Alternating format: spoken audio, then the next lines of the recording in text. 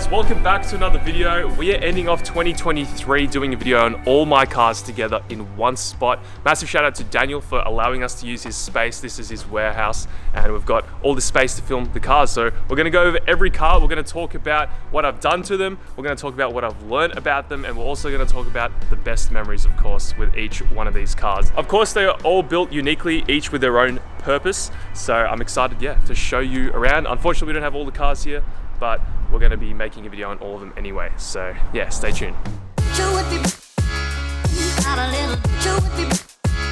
So guys, this is my 1998 Toyota Camry and this is my first ever car. I still have this thing. And it's funny because a lot of the OG subscribers out there always comment about this thing. You're always like, where's the Camry? Well, guys, I still drive the thing. Over the years, I put sway bars on it. It's got a front strut bar. We also installed some King springs on this thing back in the day. It's got some yellow King springs in there, believe it or not, with some blown shocks. At one point, it did have a pod filter and it's even got some LED headlights. How cool. Some of the best memories I have with this car is taking it to a grass patch with Nathan and Andrew years ago and yanking the handbrake, trying to like skid the thing. I also took this thing a lot to the toge. We had a lot of fun with this thing, being a V6 Camry as a first car. Like, it actually had a bit of grunt behind it and we sent it hard in the toge. Like, I was ripping this thing in the hills at one point, and I still kind of do when we take this thing as like a camera car when we do reviews every now and then. And at one point we even had a Canon exhaust on this thing. That actually went viral, so that was a good time too. And what I've learned from this car, it's okay to start somewhere, and I feel like everyone should start with the first car that they can buy, but I do think that you should quickly move on as fast as you can onto a car that you really want and start trying to obtain that car and modify that car, because these things, of course, it's a Toyota Camry. You can only modify it so far. You're not really going to get much power out of it, and you're not going to have as much fun in it as something like a Honda Integra, which at one point was similar price to the Toyota Camry, mind you. You should probably try to get into a car that you could get more feedback from, a car that's more sporty. But yeah, look, it's okay to start somewhere. I started off with this car, guys, and now we have the Fleet. So this thing has a special place in my heart. I love my Toyota Camry.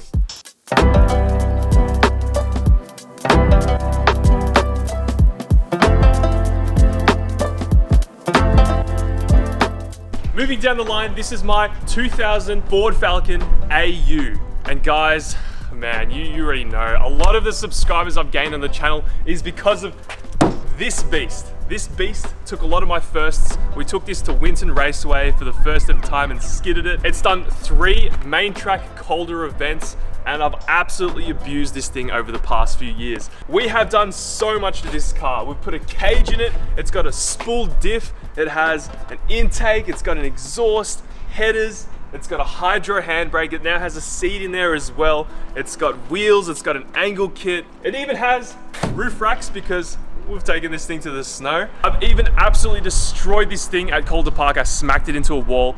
We hit it so bad that I had to remove the front crash bar and replace it with my own bar, which of course has some of the subscribers' names on it. We'll have to take that off another day and show you, but we've got subscribers' names from when we did a little merch drop back in the day. It also has some rear coilovers. It's also got a steering wheel, of course. And yeah, that's basically it for the mods. My absolute favorite memory of this car is when we took it to the snow. We took it to Mount Hotham with all the boys, and the accommodation that we stayed at, there was like this mud pit to get to the accommodation. And I had to send this thing through the mud and we got stuck and there was no way of yanking it out. We had to get some tow ropes to get this thing out, and it was stuck in about 30 centimeters of mud. So Alex had to take his shirt off, take all of his clothes off to get into the mud and yank this car out. That is my absolute favorite memory. What I've learned from this car is that you will have so much more fun in a car that you don't care about. Look, you can have nice cars like these, but having a car that's already in a bad state like this allows you to just absolutely send it and learn at your full potential, because it doesn't really matter if you like ding it up or hit it. And that's exactly what we've done over the past few years of owning this thing. I've just, sent the thing, I've hit walls, I've hit Peter a few times, and I've had probably the most fun in this car out of all my cars for sure. The AU, the almighty AU. I love this thing.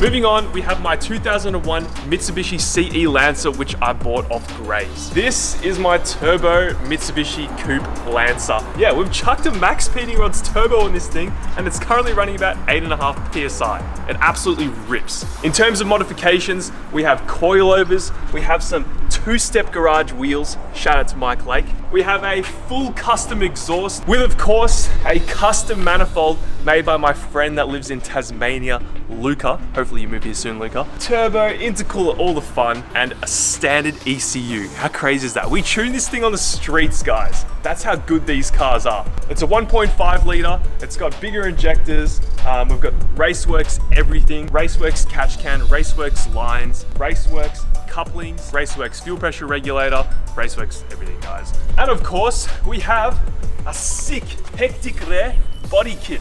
It's got the front bumper, we have the side skirts to match, and little detail here, rear pods. How good are they? Nothing really done in the interior, only like all the wires for like when we tune the thing. It looks sick.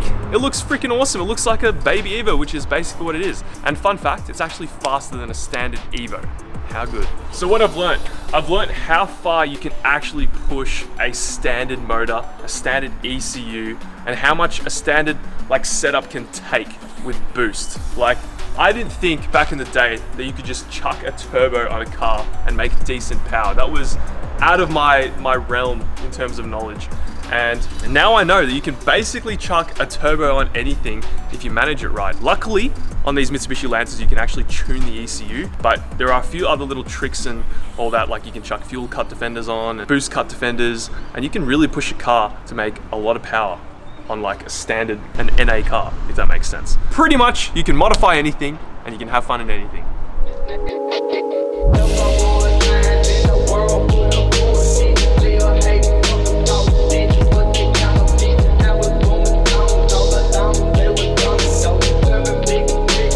So guys, this is my 2000 Toyota JZX100 Chaser.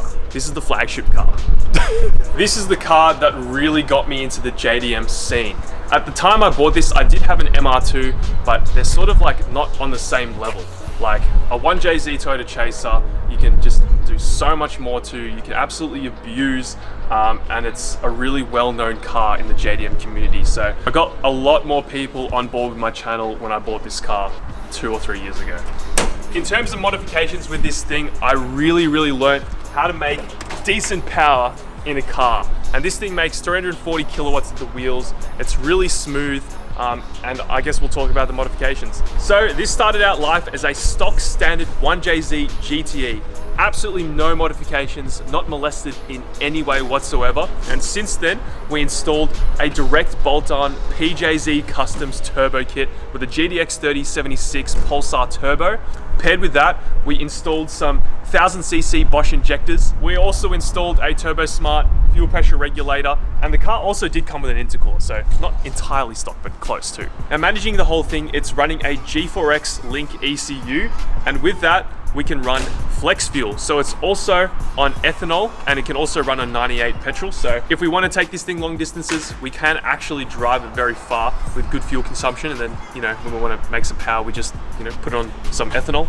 It's got some Shockworks coilovers, Vertex body kit, which actually was already on the car when I bought it, and I've also bunged it up a little bit. In the interior, we have a Nardi steering wheel. This is not really a modification, but we've blown up an R154, so we've had to install a brand new R154 from Toyota. We're currently running some SSR SP1s, and this thing is also running a Toyota 86 diff. That's right, a 4.11 Toyota 86 diff bolts directly onto the Chaser. In terms of memories with this car, my favorite memory by far is taking it to Winton Raceway, of course, bringing it there with all the boys, driving it there, drifting it the whole day, and then driving it home. Nothing beats Toyota reliability, and this proved that. I absolutely abused it at the track, and I drove it home, and I think that's one of the coolest things you can do with these cars. You can absolutely hammer them, and then just take them home. They're just so reliable. I love Toyotas, man. What I've learned from this car is that Japanese cars are very expensive now. They're not cheap anymore. And when you want to modify these things, it'll cost you an arm and a leg. That's why this thing has sort of been on the back burner on the channel. Every single small little mod that I want to do this thing costs a lot of money, and we have a lot of other cars to build. At one point in life, Japanese cars were really cost effective and a good car to build, but now they're very hard to build with a small budget. That's why we have moved on to Fords.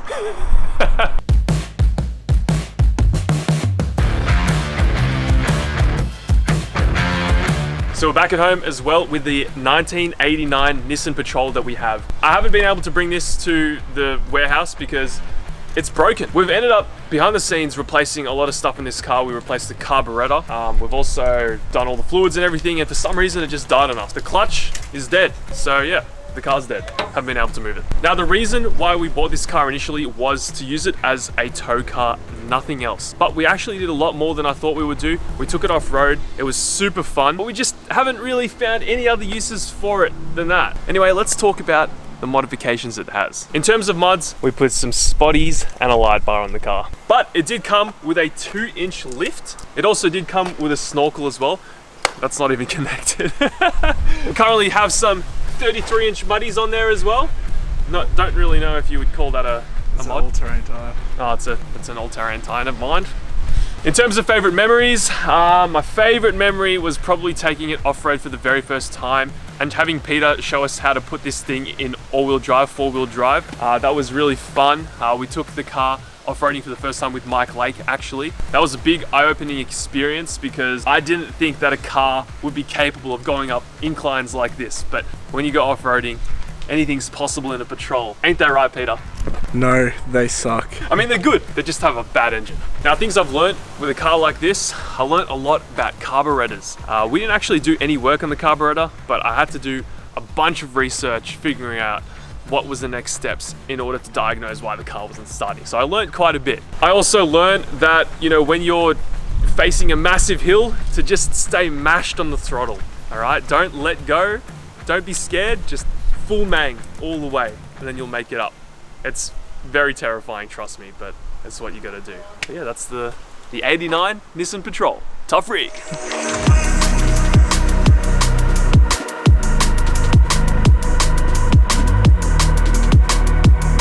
All right, moving on to my 1994 Ford EF Falcon. So guys, I went through a period of loving Fords, and I had the AU, but I needed to buy something different. In fact, I had many AUs. I've had like 3 or 4 AUs at this point, and I needed something a little bit worse than an AU. So I bought this, the EF Falcon.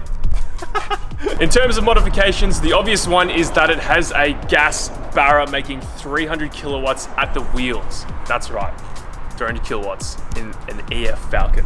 Gas barra has head studs, valve springs, billet oil pump gears, brand new timing chain. It's been completely resealed. All those parts just mentioned were supplied from Dominator Motorsports. He even supplied us with his big ass intake right here, which is forward facing, and that made intercooler piping really easy to do. Of course, this car is mostly built with Raceworks parts as well. Raceworks bend over here, Raceworks aluminium pipes, Raceworks lines everywhere. It also has a GDX 3582 turbo supplied from PJZ Customs, of course. If you're noticing a pattern here, PJ is my turbo supplier. Thank you, PJ. The harness was also done by Bill Hooton.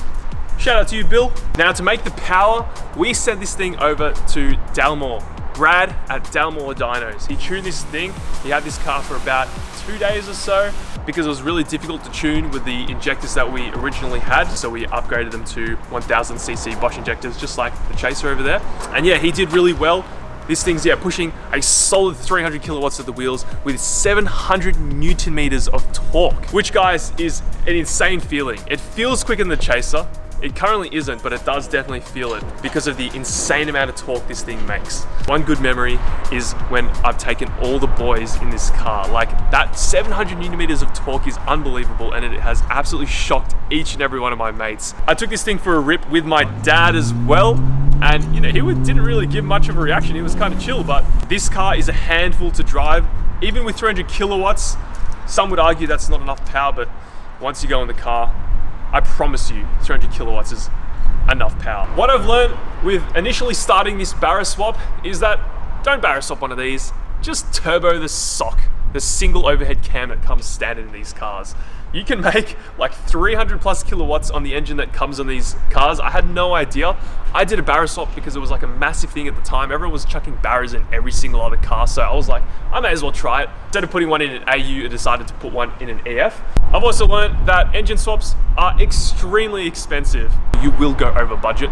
In saying that, I did have a lot of help from a lot of sponsors, and like I said, shout out to Raceworks, Dominator Motorsports especially because they supplied most of the stuff for the motor, PJZ Customs for the turbo, Dalmore for the tune.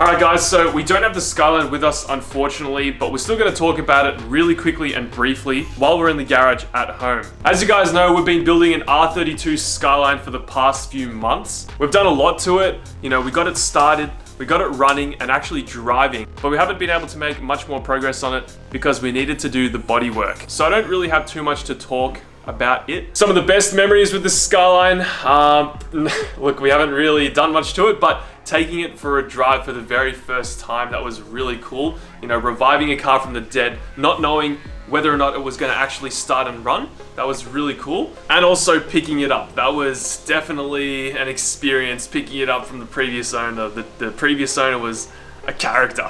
What I've learned from the Skyline is that if you are going to buy a car that's as bad as that, don't buy one unless you make YouTube videos, because it is not worth it. It is definitely not worth it. The car was in a horrible state and it has costed me a lot of money, but of course, because I make YouTube videos, it's sort of made up for that. But definitely do not buy a car like that unless you're gonna somehow get your money back in some sort of way. Skyline. Thank you guys so much for watching today's video. This concludes 2023. I'm gonna try and make one of these videos every single year, and I'm super excited for 2024. We have a lot in store coming. Of course, we currently don't have the Skyline here, but we'll get that back in 2024. That's one of the biggest car builds of my channel currently, and I know a lot of you guys are waiting for it, so am I. And yeah, all the best to you guys in 2024. Really appreciate all of you sticking around, watching my content for the past like 4 or 5 years. Really means a lot.